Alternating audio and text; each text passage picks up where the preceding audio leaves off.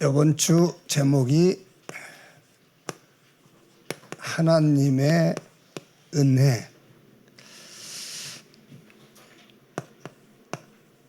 하나님의 복음입니다. 하나님의 은혜, 하나님의 복음. 뭔 길게 생각할 것 없이 하나님이 저와 여러분에게 주신 은혜가 복음이구나, 그렇게 알면 돼요. 막 이리 갔다 저리 갔다 막 빙빙 돌았다가 그럴 거 없어요. 하나님이 저와 여러분에게 주신 은혜, 그게 뭐냐? 그게 복음이에요. 그래서 여러분이 은혜 받았습니다, 그런 표현을 쓸 때는 좀 위로 받았습니다, 그런 말하고는 틀린 말이에요. 그렇죠?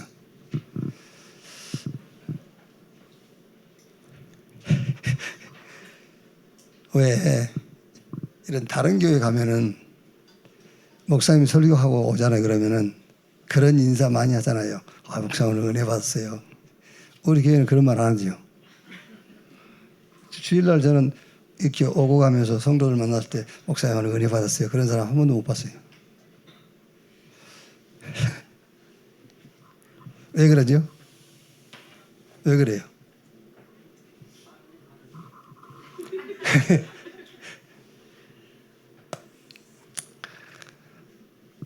은혜는 목사가 주는 게 아닙니다.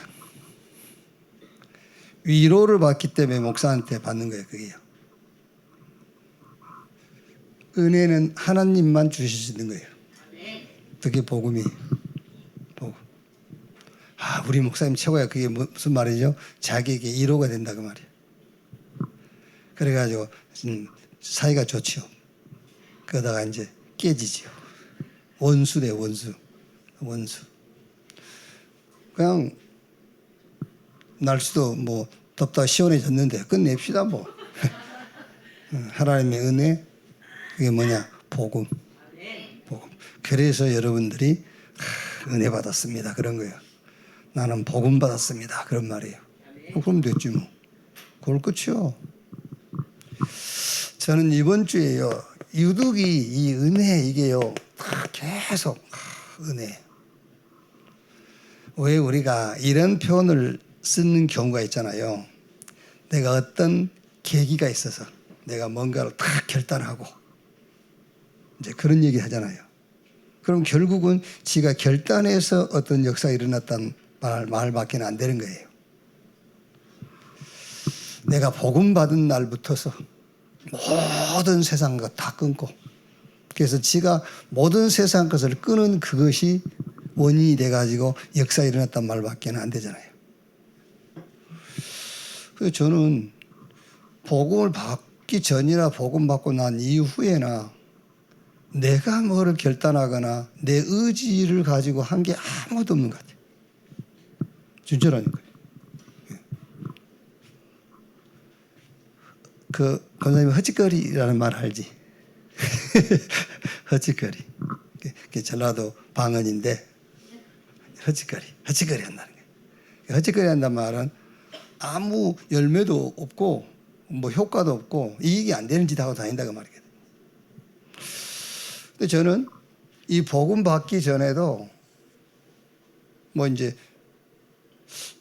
우리 그 누님들이 저를 많이 도와줬어요.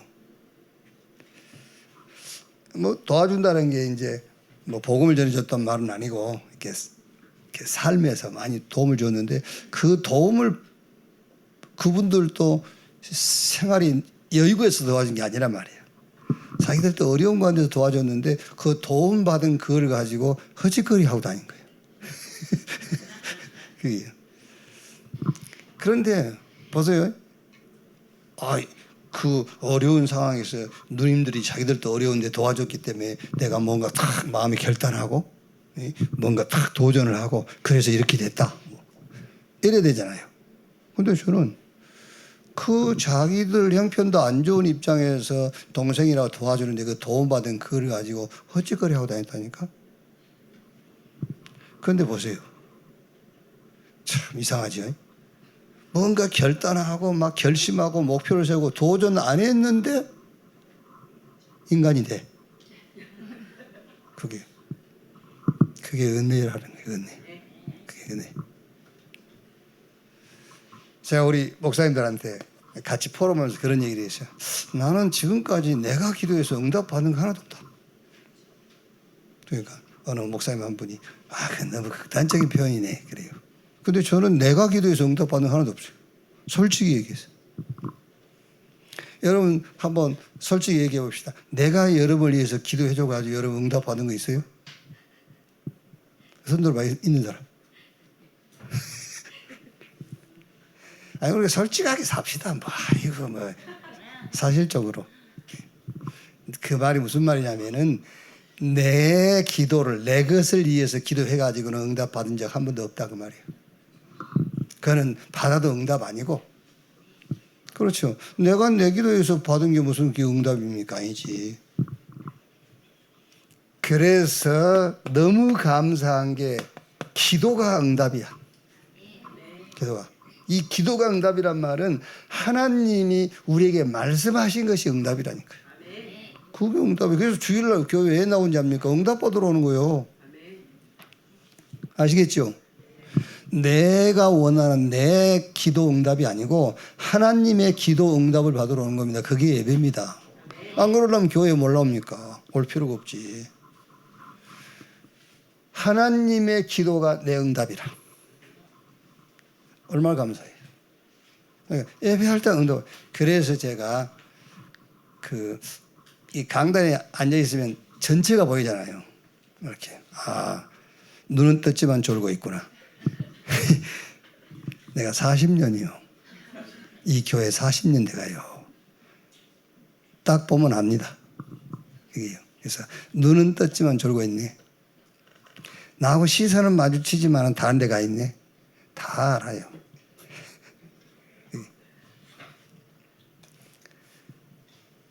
그러니까 이게 말이 잘못하면은 잘 들어야 돼. 내가 주일날 청년들이 찬양할 때에 청년들이 찬양 인도하고 있는데 하품을 하고 그런 사람이 있다. 청년들을 보고 내가 존다 그런 말 아니에요. 청년들이 찬양 인도를 하고 있는데 하품을 하고 졸고 있다.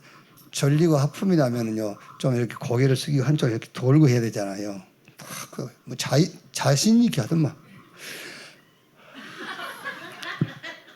자신 있어야죠. 이야, 그거는요, 하나님이 그렇다고 해서 싫어하고 그런 건 아니지만은 기본이 안 된 거예요. 그게 사람이 기본이 돼야 돼. 사람이 복음을 떠나서 인간이 기본이 돼 있어야지. 그게요.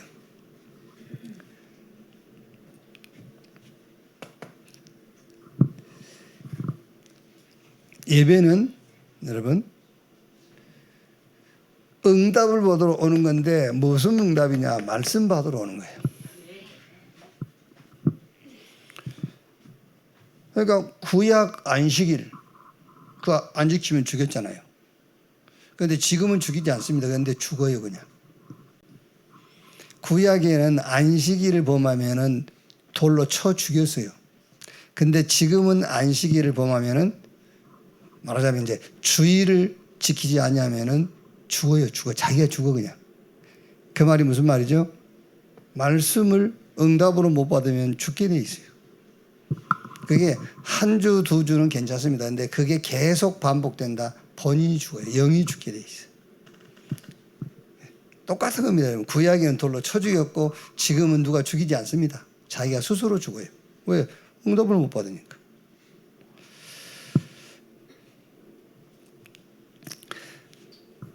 자, 오늘 제목이 하나님의 은혜, 하나님의 복음인데 오늘 고린도전서 9장 전체 내용이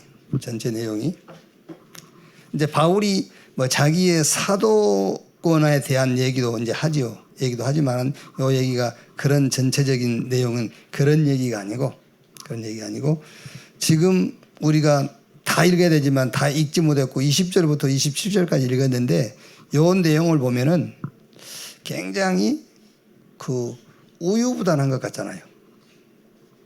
우리 다락방 성질에 비춰본다면. 그렇죠? 우리 다락방 성질은 지금 바울처럼 안 돼. 율법은 아니라고 해야지. 근데 바울은 뭐라 하죠? 율법 있는 자에게는 자기가 율법을 따라 살지 않지만은 율법 가진 자처럼, 율법이 없는 자에게는 율법 없는 자처럼. 우리 다락방 기질하고는 다른 기질이잖아요. 그렇죠? 우리는 뭐 확실하게 딱 자르는데 바울은 그렇게 하지 않지 않습니까? 뭐를 위하여? 나를 위해서가 아니라 바울은 복음을 위하여 그랬어요. 복음을 위하여.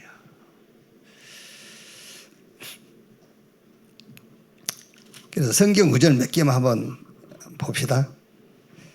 9장 12절에요. 12절에. 다른 이들도 너희에게 이런 권리를 가졌거든 하물며 우리일까 보냐. 그러나 우리가 권리를 쓰지 아니하고 범사에 참는 것은 그리스도의 복음에 아무 장애가 없게 하려 함이라. 그랬죠. 그러니까 바울이 무슨 얘기까지 했냐면은 이런 얘기를 했어요. 11절에요. 우리가 너희에게 신령한 것을 뿌렸은즉 너희의 육적인 것을 거두기로 가하다 하겠느냐. 그렇죠? 그런 사람들이 있어요. 너 나한테 복음 받았잖아. 너 내 제자야. 응? 뭐 사줘. 여러분들은 지금 이 교회에 그런 사람이 없으니까 없다고 생각하죠. 많아요. 또 어떻게 보면은요, 저 사람이 확실하게 복음을 아는 사람 같기도 하고. 잘 생각해 보세요. 그 정도로 복음에 확신이 있어야 돼. 못 알아듣겠어요? 그 정도로 복음에 확신이 있어야 돼. 하나님이 나를 통해서 너 복음 받았잖아. 나 집안치 사줘. 그 정도로 복음에 확신이 있어야 돼. 사달란 말이 아니고. 무서워요? 그 정도 돼야 돼요. 그렇죠? 여러분이 없어서 못 해주지. 진짜 복음 받고 있다면은 세 개라도 사줄 수 있어요. 그게 복음이에요. 그 얘기를 하는 거예요. 지금 뭐 해달란 말 아니에요? 나 평생 입을 옷 있어요. 넥타이도 뭐 수백 장 돼요. 그러니까 신발도 많고 아무것도 필요 없어. 그런데 지금 복음 얘기를 하는 거야. 아시겠어요? 턱 받치고 있지 말고 잘 들어. 그 정도 복음에 대한 확신이 있어야 돼요. 그래. 근데 바울은 나는 그렇게 안 하겠어. 왜? 혹시라도 복음이 상처받을까 봐. 복음이 기스날까 봐. 그러니까 무슨 말이죠? 둘 다 복음을 위한 거예요. 어떻게 보면은요. 둘 다. 자, 보세요. 또 16절에요. 내가 복음을 전할지라도 자랑할 것이 없으면 내가 부득불을 할 일임이라. 만일 복음을 전하지 않으면 내게 화가 있을 것이로다. 자, 여러분 무슨 말입니까? 복음 전하지 않으면 화를 당한다. 그럼 우리 뭐 다 죽었게? 다 집에 불나불고 막 사업장 다 망가지고 했게? 복음을 전하지 않으면 화가 임한다는데 막 줄줄이 다 자식들 다 죽어버리고 그래야 되겠네? 그 말이 아닙니다. 화와 복의 기준이 복음이다 그 말이에요. 아시겠죠? 화와 복의 기준이 복음이에요. 여러분이 복음을 가지고 있기 때문에 화를 당하지 않는 거예요. 내가 복음을 전하지 않으면 내게 화가 있을 것이다. 그 말은 모든 화와 복의 기준이 복음이다.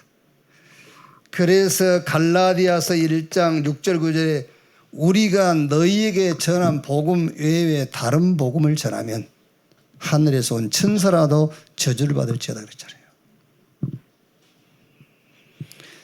자, 18절 보세요. 그런즉 내 상이 무엇이냐? 내가 복음을 전할 때에 값없이 전하고 복음으로 말미암아 내게 있는 권리를 다 쓰지 아니하는 이것이로다. 자, 진짜 바울 보세요. 내 상이 뭐냐? 하나님께서 내게 주실 상이 뭐냐? 내가 복음을 전할 때 값없이 전하고 복음으로 말미암아 내게 있는 권리를 다 쓰지 아니하는 이것이로다.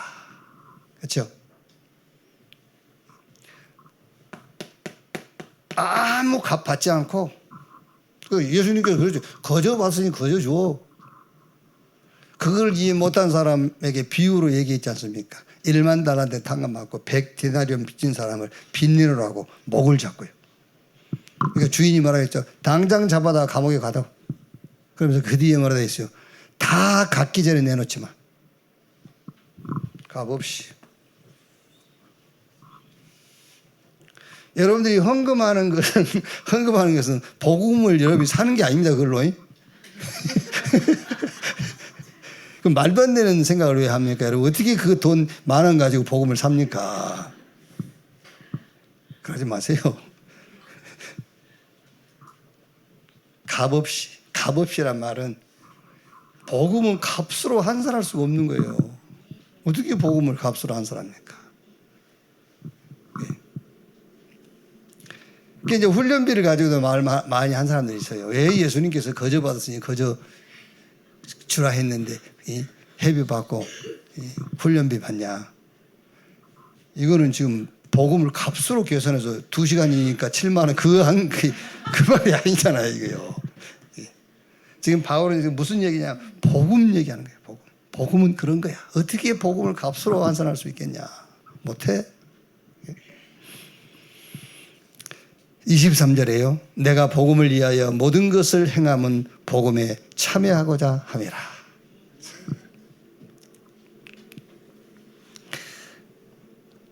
그 이성훈 목사가 이제 결혼해가지고 그때 뭐 이제 폐병 환자에다가 뭐 이제 어떻게 병원에 입원해 있다가 자기 간호해주는 간호사. 그러니까 사람이 자주 만나면 이제 뭐 그래 된가 봐. 그 폐병 환자인데 그 이제 간호사가 간호하고 하다가 이제 서로 마음이 통해가지고 어디 뭐 가끔 나오더라고요. 장애인 시설에 봉사로 갔다가 그 남자는 그렇게 표현했더라고요. 순수한 영혼. 그 장애가 있는 하체를 못 쓴 장애가 있는 여자인데 너무 영혼이 순수해서 그래서 결혼했다면서 결혼해가 잘 살더라고요. 요즘 최근에 보니까는 애도 낳고 잘 살더라고요. 뭐 그럴 수 있겠죠. 그런데 어쨌든 이 목사님이 결혼해가지고요. 이 목사님이 이제 신방으로 나타납니다. 그런데 그 옛날에는 거의 그랬어요. 단칸방. 방 하나, 부엌 하나. 그래가지고 김인성 군사님도 그때 단칸방 살았거든요. 처음 내놨을 때. 거기에 방 하나에 4식구 살아. 남편, 부인, 애들. 한 방에 4식구. 다행히 그래도 남편이 자꾸 집에 안 들어오는 바람에도 우리 준학철 이름도 내가 잘 알고 있지 기억이 안 나는데 준학철 멀리 다녀 막 제주도 가서 살고 그런데 곧 그 정도가 아니랍니다. 아주 머리를 숙여야 들어갈 수 있고 반지하 막 숨쉬기도 불편한 그런데 사는데 이제 결혼해서 사는데 유 목사님이 신방 왔더래요. 신방 와가지고 주신 말씀이 데살로니가전서 5장 16절 18절 항상 기뻐해라 쉬지 말고 기도해라 범사에 감사해라 그러면서 그 한결 보면서 이 환경 속에서 기뻐하겠냐? 기도가 나오겠냐? 응? 여기서 감사할 수 있겠냐? 그러면서 환경 보지 말고 너의 정체성을 날마다 확인해라. 나는 전도자다. 그랬다고 해요. 그래서 나는 속으로 아이고 참네. 나는 무슨 생각이 드냐면요. 아니 거기서 무슨 정체성을 찾고 나는 맨날 전도자입니다. 그런 고백을 해. 그런 고백이 필요 없어요. 결혼했는데.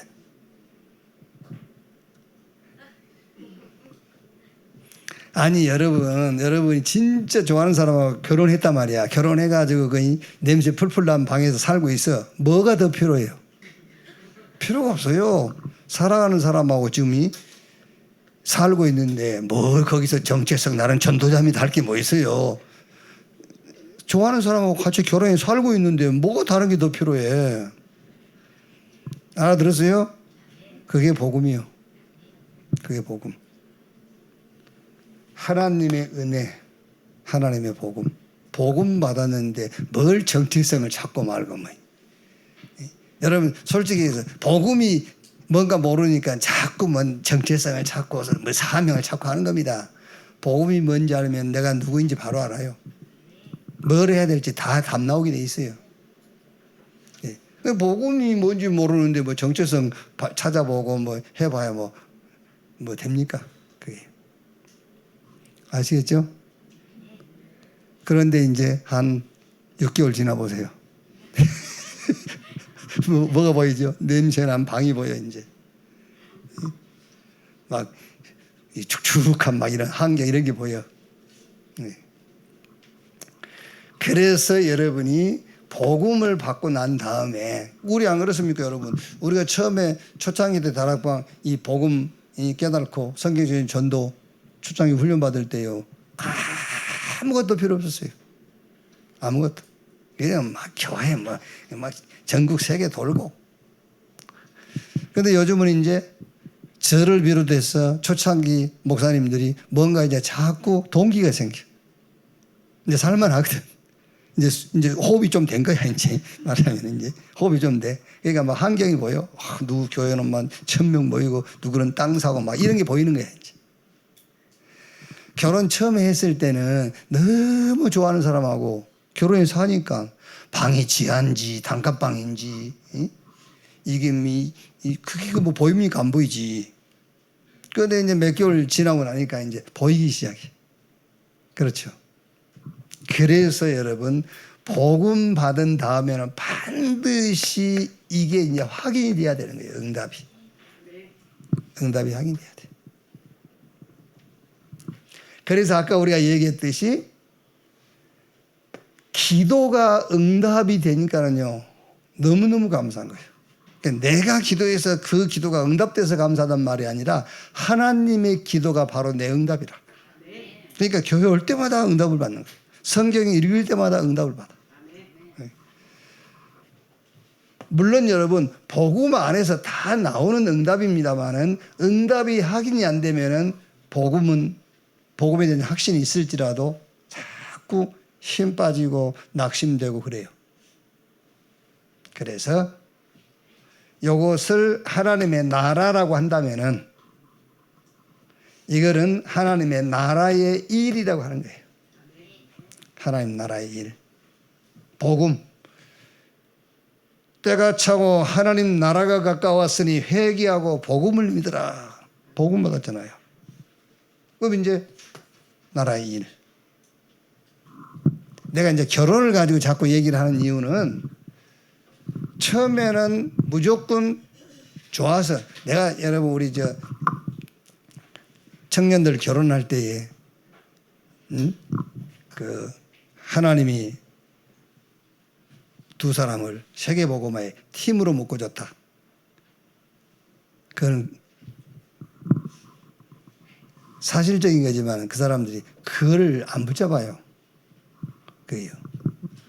세계복음화를 팀으로 묶어줬다. 그거 안 붙잡아. 말은 맞지만. 그런데 결국은 좋아서 결혼했지만은 살다 보면 우리가 세계복음화의 팀이구나 요 답이 안 나오는 이상은 못 견뎌요. 견딜 수가 없어요. 힘들어요. 하나님의 일을 놓고 우리 두 사람을 팀으로 묶어줬구나. 그 답이 나와야 돼요. 그 답이. 그래야 그때부터서 서로의 갈등이라든지 서로의 차이라든지 이렇게 뭐가 차이 나지 않습니까? 이런 차이라든지 그런 것들을 넘어서는 거예요. 왜? 이제 살다 보니까는 좋았던 그런 것들이 이제 환경에 눌려버려. 그렇지 않습니까? 좋았던 감정들이 환경이나 상황이라는 것에 눌리기 시작해. 근데 이게 안 나오면은 못 일어서요. 못 일어선다. 에이, 그냥 살지 어쩌겠냐. 내가 저지른 일인데. 이러고 이제 그냥 사는 겁니다. 그래서 빨리 말하래. 그래서 복음 받았으면 그 다음에는 응답을 받아야 돼. 그 응답이 뭐죠? 하나님 나라의 일. 이것을 놓고 하나님이 내게 복음을 주셨구나.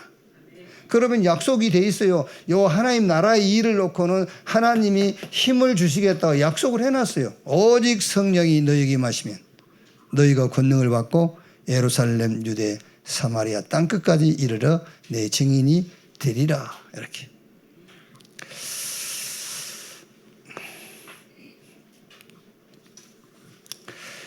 자, 2부 예배 조금 정리하겠습니다.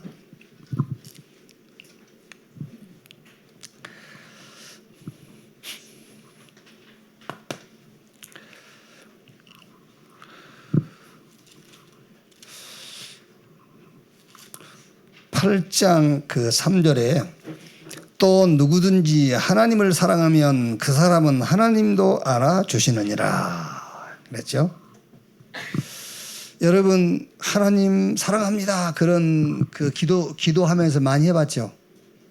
하나님 사랑합니다. 그때 솔직히 하나님 사랑합니다 그 기도 왜 하셨죠? 사랑해서 했어요? 아니면 왜 했어 그거? 솔직하게 얘기해봐. 좀 나 좀 봐달라고 나 좀 도와달라고 하는 거잖아요. 하나님 진짜 사랑해서 한 건 아니죠? 진짜라니까 그게. 여러분들이 남편한테 뭘 좀 이렇게 뜯어내려면은 여보 사랑해 막 그러잖아요. 진짜 사랑해서 그런 거 아니죠? 뜯어내려고 한 거잖아. 여러분 마음을 얘기한 게 아닙니다. 내가 그랬다니까. 하나님 사랑해요. 내가 일이 잘 풀릴 때는 사랑한단 말 안 했어요. 뭔가 힘들고 어려울 때 막 산에 올라가서 하나님 사랑합니다 막 그랬다니까. 그럼 사랑해서 사랑한단 말이 한 거 아니잖아요. 좀 도와달란 말이잖아요. 그게 속이는 거잖아요. 그렇죠? 여러분들이 뭐가 당장 필요할 때 요즘은 이제 여러분들이 다 이제 그 뭐랍니까 경제권을 여러분 쥐고 있으니까 거짓말 하지 마세요. 남편이 불신자이기 때문에 11조 못한다. 그거 하지 마세요. 그거는요. 남편이 불신자 네 쓸 건 다 쓰고 다니잖아.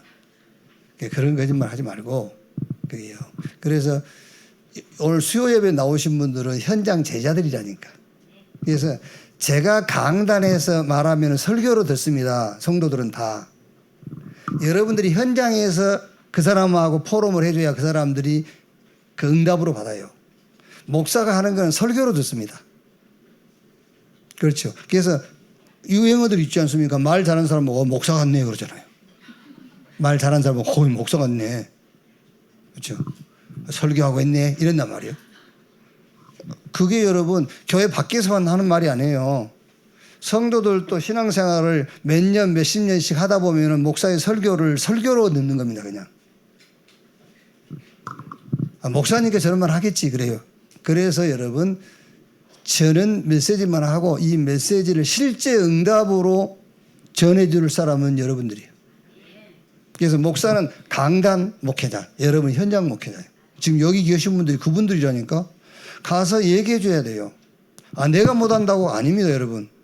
내가 못할지라도 여러분이 말씀 듣고 확신이 생기면 그건 말하는 거예요. 나는 못할지라도 말할 수 있어야 돼요. 그만큼 확신이 있어야 돼. 그게 사실은 여러분 우리가 언제부터 삼천제 하는데요. 그게 안 되는 이유가 강단 목회자 때문에 그런 게 아닙니다. 현장 목회자 때문에 그런 거예요. 아멘. 아니라고 생각하세요? 현장 목회자 때문에 지금 교회 부흥 안 되는 거예요. 내가 뭘 잘못한 게 있어? 아니 내가 뭘 잘못했어? 내가 지금 복음 말고 다른 거 얘기해요?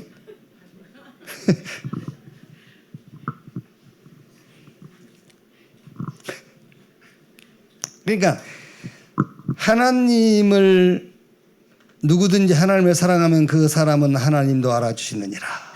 그러면 하나님을 사랑한다는 것이 어떻게 사랑하는 거예요? 어떻게 해야 하나님 사랑하는 거죠? 우리는 하나님을 사랑할 수 없습니다, 여러분.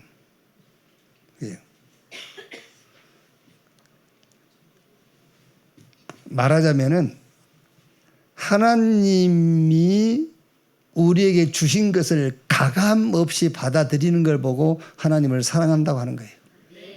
그게 하나님 사랑하는 거예요. 누가 여러분에게 이제 프로포즈 하잖아요. 이렇게 뭐 몇 년 만나다가 이렇게 이제 프로포즈 할 때에 그 프로포즈를 받아주는 것이 그 사람을 사랑한다는 거예요.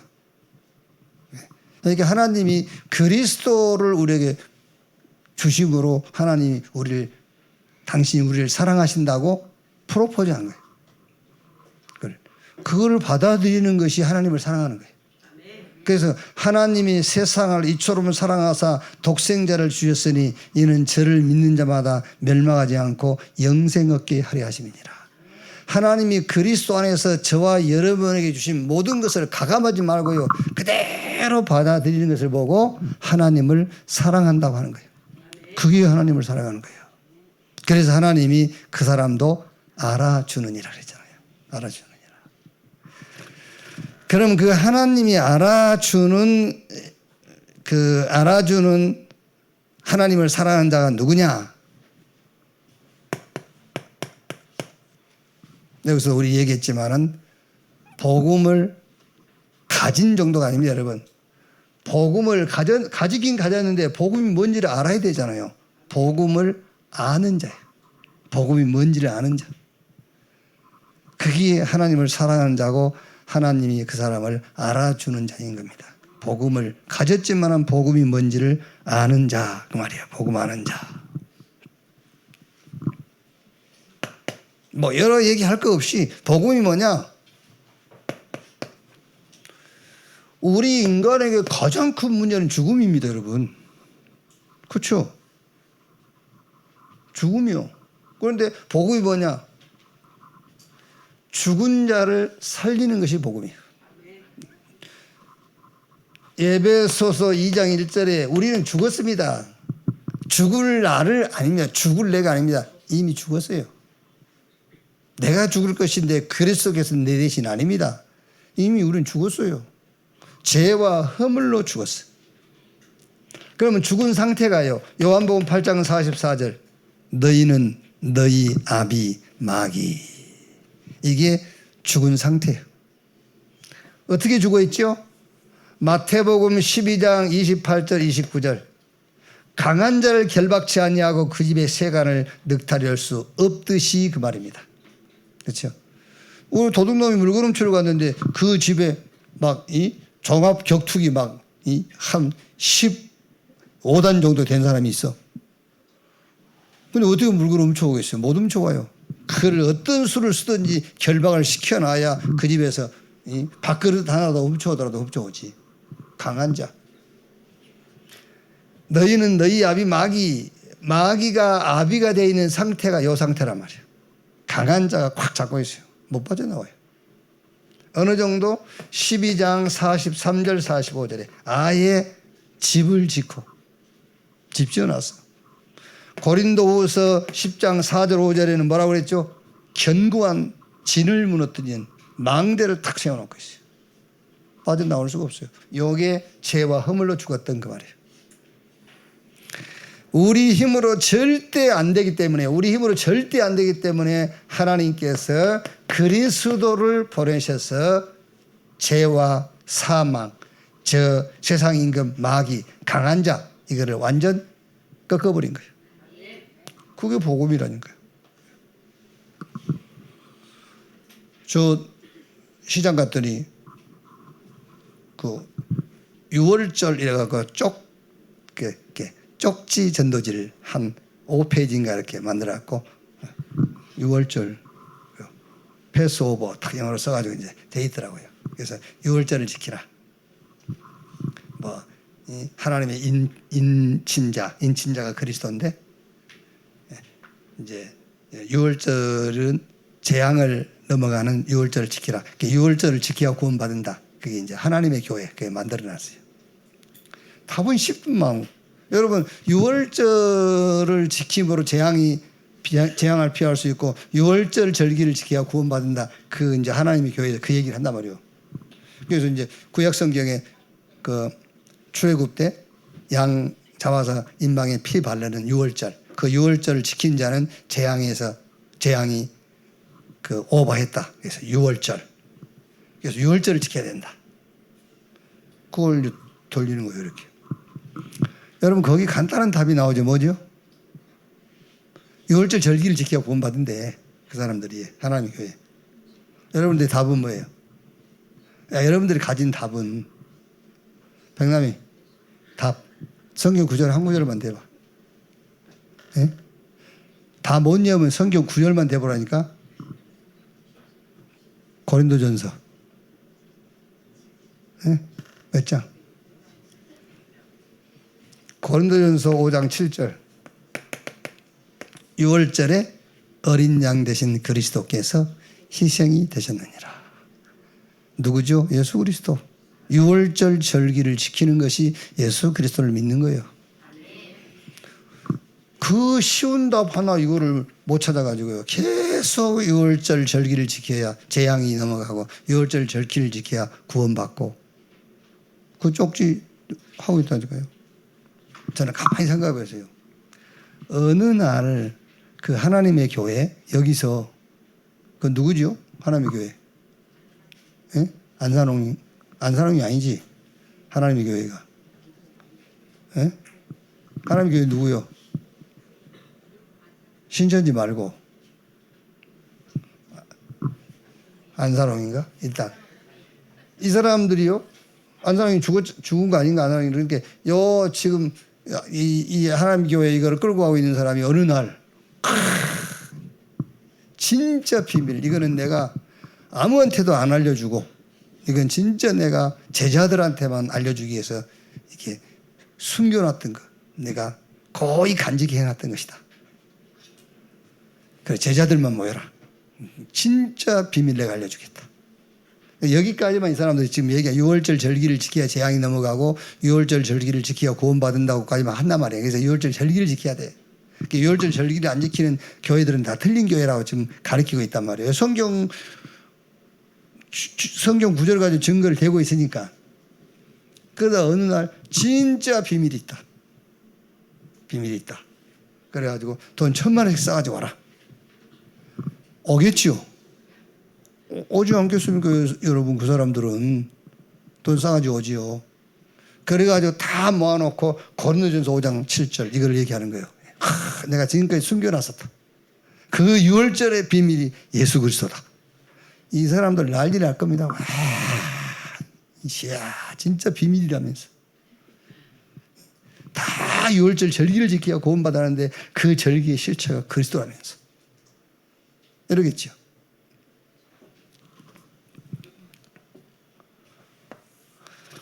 복음을 가진 정도가 아니라 복음을 아는 자예요. 그게 하나님을 사랑하는 자, 하나님이 그 사람도 알아주시느니라.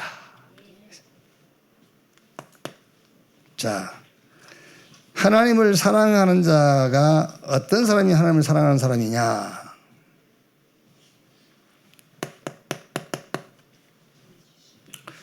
참 지식을 아는 자인데 복음이 참 지식이 되는 사람이에요. 복음이 참 지식이 되는 사람. 그러니까 고린도전서 1장 22절 24절에 유대인은 표적을 구하고 헬라인은 지혜를 찾으나 우리는 십자가에 못 박힌 그리스도를 증거하니 유대인에게는 꺼리끼는 것이요 헬라인에게는 미련한 것이로되 구원을 얻은 우리에게는 그리스도는 하나님의 능력이요 하나님의 지혜니라 그렇죠. 참 지식, 복음이 참 지식. 그래서 여러분 창세기 3장 15절에 여자의 후손이 뱀의 머리를 상하게 할 것이다. 메시아 그리스도께서 오셔가지고 인간 문제, 세상 문제를 끝내겠다. 그거를 참 지식으로 붙잡은 사람이 아벨이잖아요. 복음은 들었겠지요. 다 들었어요. 복음은 아담과 그 하와 부모로부터 가인과 아벨이 다 복음 들었겠지요. 가정 예배도 안 했지 않겠습니까? 그래서 계속 얘기했겠지요. 여자의 우선 참 지식. 아벨은 참 지식으로 잡았지만 가인은 그를 참 지식으로 붙잡지 못한 거예요. 6장 14절 방주 참 지식이요. 아니 홍수 재앙이 임하는데 다른 지식이 뭐 필요 있겠어요? 방주 외에는 다른 지식이 필요 없습니다, 여러분. 참 지식. 창세기 12장 1절에서 3절 본토 친척 아비집을 떠나 내가 너에게 보여줄 땅으로 가. 내가 너를 복주고 너 복받을 정도가 아니라 너로 인하여 천한 만민이 복을 받게 돼. 다 버리고 다 떠나도 세계 정복할 수 있는 지식 그 말이야. 그렇죠?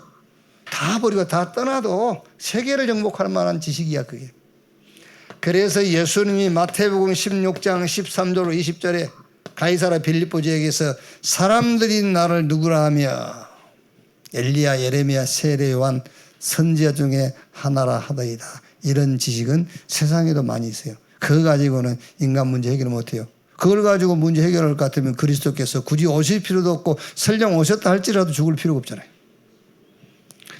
그러면 너희는 나를 누구라 하느냐? 주는 그리스도시요 살아계신 하나님의 아들이십니다. 그랬더니 완벽한 축복을 약속했어요. 너는 베드로 이 반석 위에 내가 내 교회를 세우리니 음부의 권세가 이기지 못할 것이요 천국 열쇠를 네게 주리니 네가 땅에서 매면 하늘에서도 매이고 땅에서 풀면은 하늘에서도 풀릴 것이다. 복음과 종교의 차이가 뭐냐면 여러분 모든 종교는 이걸 가르쳐요. 네 스스로 네가 해봐. 네가 할 수 있어. 복음은 뭐죠? 안 돼.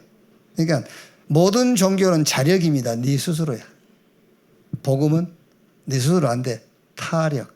너 말고 다른. 그 다른이 그리스도예요. 그리스도로만 그리스도를 통해서.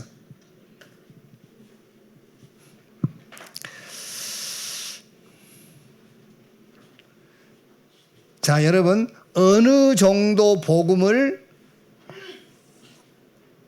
참 지식으로 여러분이 붙잡으면 되느냐면은 지금 우리가 고린도전서 가지고 말씀을 나누고 있으니까는 고린도전서 가운데에 복음의 말씀을 여러분이 딱 붙잡고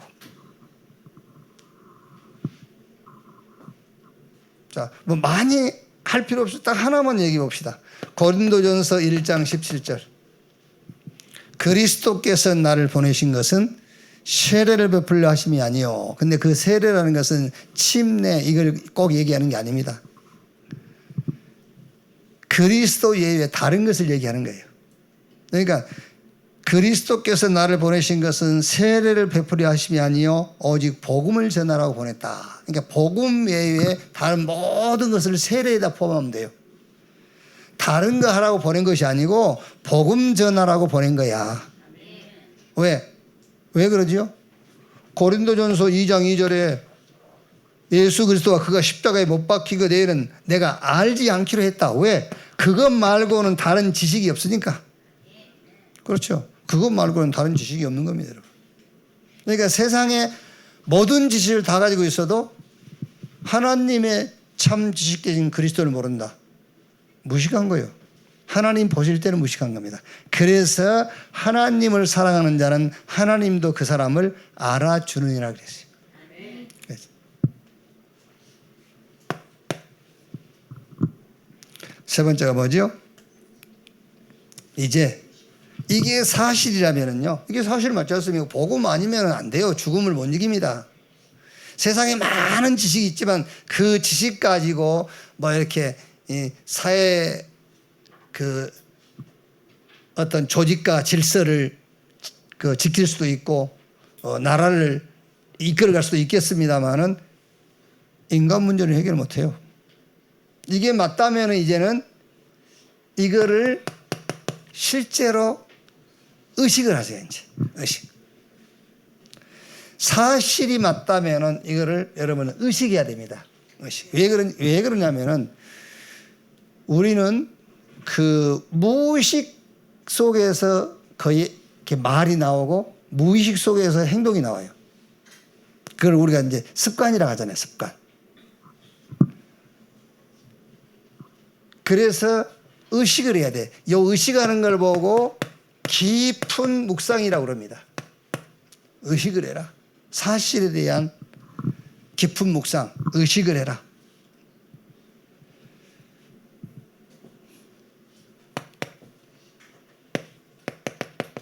자, 요한복음 1장 12절에 하나님이 영접하는 자 곧 그 이름을 믿는 자 하나님의 자녀.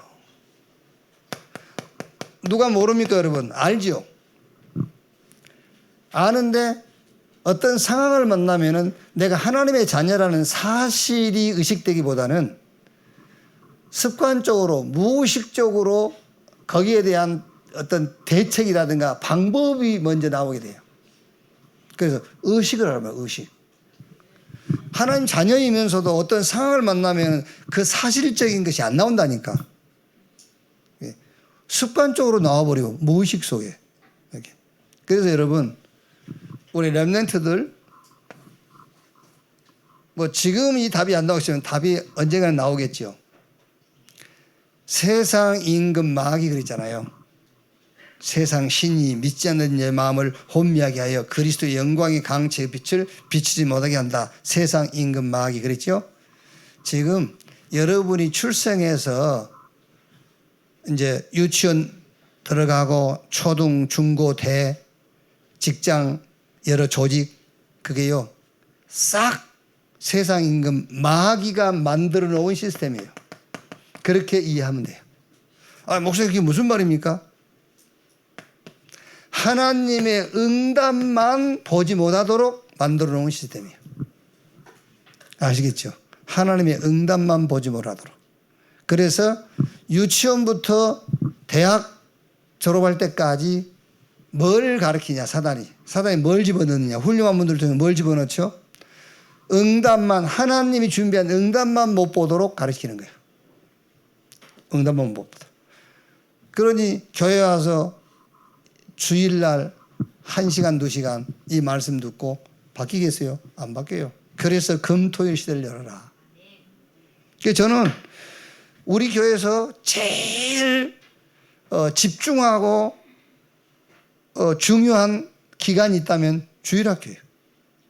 주일학교. 그리고 이제 좀 특별한 그 기간입니다만 우리 RBS. 너무너무 중요한 거예요. 절대 못 이깁니다, 여러분.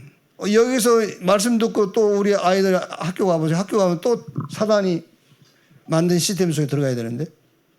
네? 어렵습니다, 여러분. 그래서 이게 맞다면은 깊은 묵상을 통해서 의식해야 돼요, 의식. 순간순간 의식해야 돼요. 그래서 여러분들의 메이커가, 여러분들의 상표가 뭐지요? 그렇지. 하나님 자녀. 그 세상 나갈 때에 상표를 붙이고 가야 돼. 아, 물건을 시중에 내놓으려면 상표를 스티커를 붙여 상표를 붙이잖아요. 그러니까 예? 나는 하나님 자녀다 이 상표를 붙이고 가든지 나는 새로운 피조물이다 붙이고 나가든지. 그러니까 뭔가 상표를 붙이고 갖고 나가야 된다니까. 의식하라 그 말이에요. 의식하라. 하루 시작하면서 자 고린도후서 5장 17절 그리스도 안에 있으면 새로운 피조물 이전 것은 지나갔으니 보라 새 것이 되었도다. 나는 그리스도 예수 안에서 새로운 피조물이다. 이런 상표를 딱 붙이고 가는 거예요. 그 상표를 붙이란 말은 의식하고 가라 그 말이에요. 의식하고. 안 그러면 이미 무의식 속에 들어가 있는 게 있어요. 습관적으로 나오게 돼 있어요. 습관적으로. 여기에 맞다면 의식해라. 뭐 이제 성경 구조는 여러분 그 록치록이 다 있으니까는요. 자, 예를 들면은 골로새서 1장 13절 14절. 그가 우리를 흑암의 권세에서 건져내사 그 사랑의 아들은 나라를 옮기셨으니 우리가 그 안에서 구속 곧 제사함을 얻었느니라. 그러니까 이거를 여러분들이 깊이 한번 묵상을 해보면은요. 주전 538년에 바벨론 포로 70년 포로 생활을 마치고 귀환하면서 그 시편 저자가 고백했듯이 우리가 꿈꾸는 것 같았다라고 고백한 것처럼요. 진짜 여러분이 이야 진짜 이게 꿈이야? 이런 고백이 나올 거예요. 아, 여러분 어떻게 우리가 하나님 자녀가 됩니까? 그렇죠? 새로운 피조물이란 말은 영적인 것만 말하는 것이 아니에요. 육신적인 것도 다 포함되어 있어요. 그래서 우리 렘넌트 여러분들 그리스도 안에서 새로운 피조물이란 말은 이제 여러분 부모가 아니다. 이제 당신 내 부모 아니야. 그런 말을 하는 게 아니에요. 부모에게 영향받을 수 있는 그건 다 끝난 거예요. 이제 육신적으로도요. 그래서 제가 좀 여러분들이 이해할 수 있도록 그런 얘기를 했지 않습니까? 저는 우리 아버지하고에 대한 어떤 추억이 그렇게 많지가 않아요. 그 추억이라고 했을 때는 서로 뭔가 이렇게 뭔 주제를 놓고 대화를 하고 주제를 놓고 같이 놀이를 하고 이제 그게 추억이지. 뭐 얻어맞고 그게 추억입니까? 그건 추억이 아니죠. 그런 추억은요. 그러니까 뭔가 아버지와 나와 한 주제를 가지고 같이 토론도 하고 얘기도 의견도 나누고 뭔가 그런 것이 이제 추억이잖아요. 그런 추억이 한 3번 정도밖에 없어요. 여기. 그런데 그럼에도 불구하고 지금은요, 이 나이가 들면서요, 뭔가 막 아버지에 대한 어쩔 때는 내가 세계복음 언약이 좀 희미해졌을 때, 그때는 막 뭔가 막 이게 막 물밀듯이 막 이렇게 밀려와요. 막 이렇게 막 우울해지려고 그러고, 이게 이제. 여러분, 그걸 어떻게 감당하겠어요? 어떻게 감당하겠어요? 그게. 영적으로도 육적으로도 그분하고 나하고 끝났어요. 그리스도 안에 새로운 피조물이에요. 아담 안에 관계된 것 다 끝났어요. 새로운 피조물. 이것 의식하지 않고 여러분, 이게 응답이 되지 않고는 과거에 딱 잡히게 돼 있어요. 의식해라. 깊은 묵상 속에 들어가라. 이 꿈 같은 사실을 매일, 매 시간, 매 사건 누리는 여러분 되시기를 바랍니다. 이게 누리는 것이 정시무시 집중기도요. 이걸 가지고 여러분 삶 집중도 하고 이걸 가지고 망대, 여정, 이정표의 길을 가는 거예요. 자, 결론.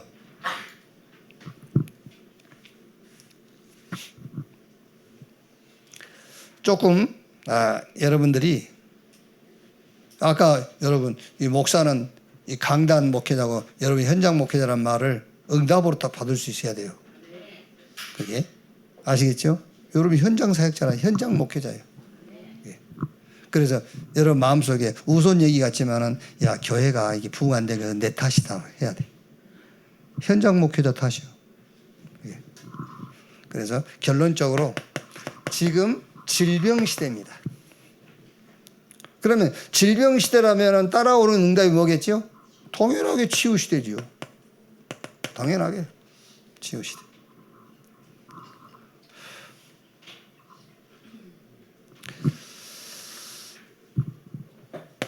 그럼 질병이라고 했을 때는 뭘 질병이라고 하냐 말이야.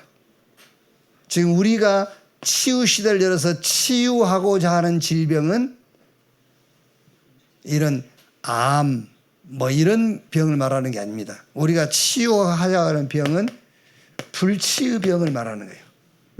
다른 암이다, 뭐 피부병이다, 이런 이게 뭐 장에 관계된 질병들은 의사한테 보내면 돼요. 의사가 고치면 되지. 그걸 우리가 고칩니까? 그게요. 우리가 치유하려고 하는 불치유병. 그래서 한 단어로 말하면 이 병입니다. 마음의 병. 불치유병이요. 마음의 병. 여기서 다 나오는 겁니다. 우울증이다, 조울증이다, 조현병이다, 강박증이다, 공황증이다. 여기서 다 나와요. 마음. 쉽게 말하면은 뭐 쉽게 말하는 것이 아니라 과학적으로 얘기하자면 뇌와 관계된 병이에요. 뇌. 그게 영적인 질병이란 말이에요. 이걸 고치자. 이게 불치병이에요. 어떻게 하면 되지요? 답은 간단해요.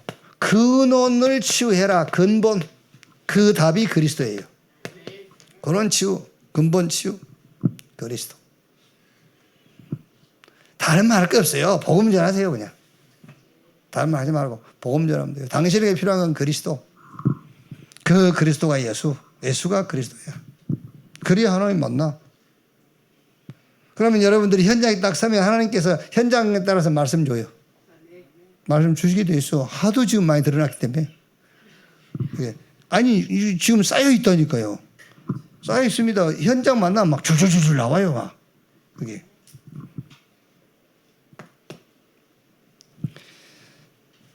이게 이제 문제입니다. 각인된 거. 각인.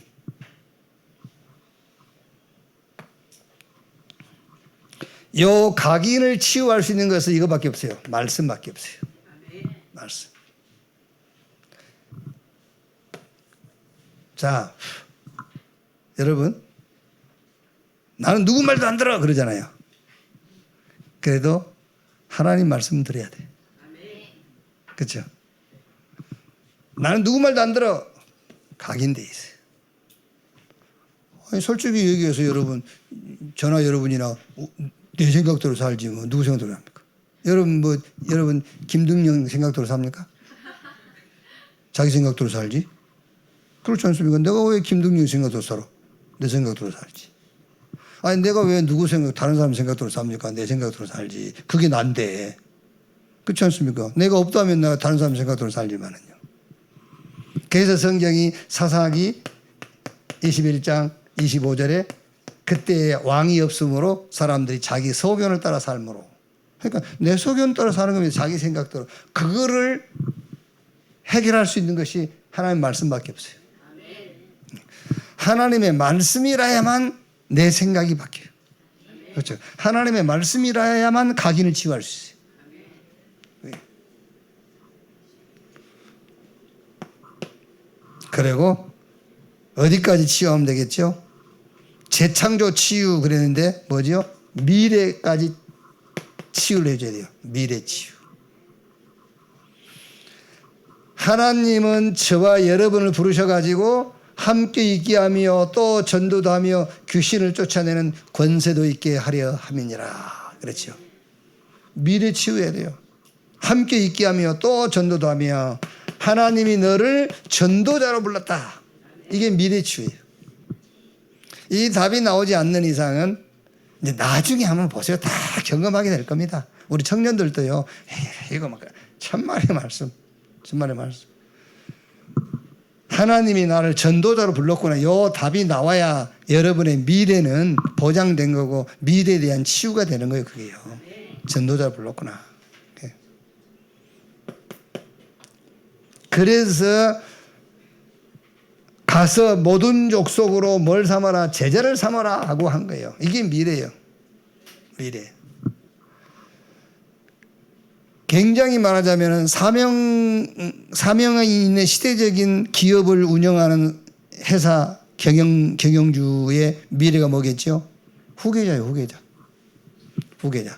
후계자 못 세우면은 그 기업은 결국 문 닫아요. 왜? 이 기업을 처음 세운 창업자의 정신을 이어받지 못하면 그 기업은 무너지게 돼 있잖아요. 그게 미래입니다. 그래서 제자 삼으라 한 거예요. 제자 삼아라. 그래서 이번에 우리가 28차 세계 WRC에도 가족 삼기 그 말이 제자 삼기 그 말이에요. 제자 삼기. 미래 증인 되리라. 이걸 딱 가지고 있어야 돼요. 우리 렘넌트 여러분도 그렇고 우리 청년 여러분도 그렇고 나의 미래 치유가 뭐냐? 보험 뭐 몇 개 들어놓고 그거 아니요. 들지 말란 말 아니에요. 그게 내 미래를 보장해 주는 게 아니에요.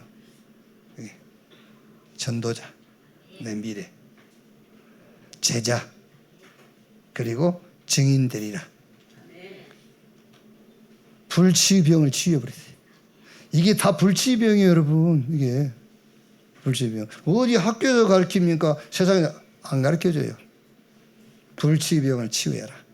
그리스도로, 말씀으로, 사명으로. 이렇게. 하나님은 여러분을 절대로 필요로 하실 것이고, 여러분은 과거에 매일 필요도 없어요. 오늘을 왜 걱정합니까? 오늘을 왜 걱정합니까? 영세전에 감췄다가 지금 나타내신 바 되고 세세 무궁토록 있을 복음, 그 복음을 하나님 주셨는데 세상을 치유하고 여러분 가는 모든 현장을 치유하고 특별히 이번 한 주간은 우리 렘넌트 현장을 치유하고 세계 렘넌트 현장을 치유하는 그런 응답이 시작되기를 주님의 이름으로 축원합니다.